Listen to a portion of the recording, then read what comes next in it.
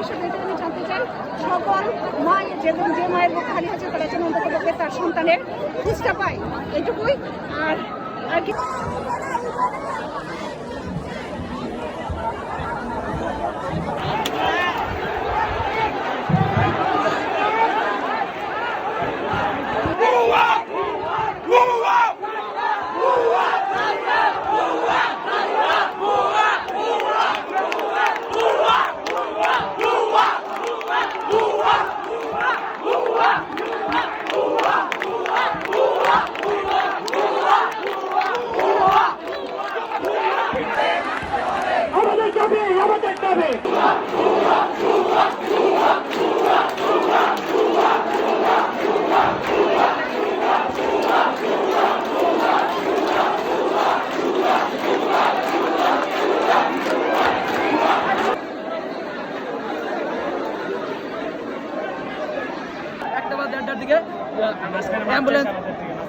Ambulance ঢুকছে, 1টা বা 1:30টার দিকে অ্যাম্বুলেন্স ঢুকছে। আমরা হোস্টেলে যারা ছিলাম আমরা সবাই মাঠে বেরোইছি। মাঠে বেরোনোর পরে ওনারা আমাদের অ্যাম্বুলেন্সে করে কি নিয়ে যাচ্ছে ওটা না দেখায় আমাদের উপরে আবার রাত্রে আবার হামলা করছে। আমরা বিচার চাই, আমি অফিসাররা কেন আমাদের গায়ে হাত তুললো, কেন আমাদের স্যারদের গায়ে হাত তুললো, তাদের অবিচার, এই অবিচারের কারণে আমরা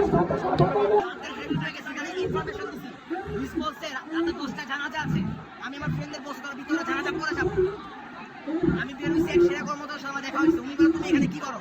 আমি বলে আমি কলেজের স্টুডেন্ট, মিসের কাছে আসছি, আমি জানাজা পরে যাবো। ওনারা বলে তুমি পড়তে পারবে না, জানাজা নাই।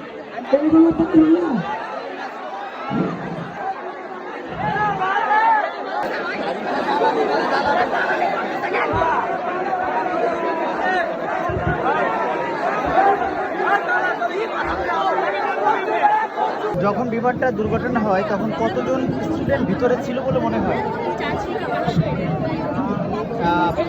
আনুমানিক কতজন মারা যেতে পারে? আচ্ছা, আপনারা একটা দৌড়াদৌড়ি করতেছিল আগুন গায়ে, সেই অবস্থায় আমরা আমাদের ফ্রেন্ড সহ আমরা সবাই দৌড়াদৌড়ি করে বাইরে করছি। অ্যাকচুয়াল যে নাম্বারটা, যে কয়জন মারা গেছে, সেই নিহত হয়েছে, অ্যাকচুয়াল নাম্বারটা তালিকা সহ দিতে, কারণ অভিভাবকরা কিন্তু এখনো অনেক ইস্যু ফেস করতেছে। তাদের যে মানে সন্তান লাশ হয়ে গেছে, সেই লাশটা ঠিক মতো পাইতেছে না, আইডেন্টিফাই করতে পারতেছে না, শুধুমাত্র এই তালিকার জন্য আর এই সেনাবাহিনীর 9-6 জন্য। আগুন একদম ভিতরে ঢুকে গেছে, পুরো সেকশনে কিচ্ছু দেখা যাচ্ছে না। মানে ওই 2 সেকশনে কোন স্টুডেন্ট যে বেঁচে আছে এটা বলার মতো। প্রতিটা সেকশনে বাচ্চা কেমন ছিল? প্রত্যেকটা সেকশনে আমাদের মাইলস্টোনের নিয়ম হলো যে আমরা মিনিমাম 30 জন থেকে 40 থেকে 45 জন, মিনিমাম যদি আমরা 30 জনও ধরি, 2টা সেকশনে মিনিমাম 60 জন ছিল। এই 2 সেকশনে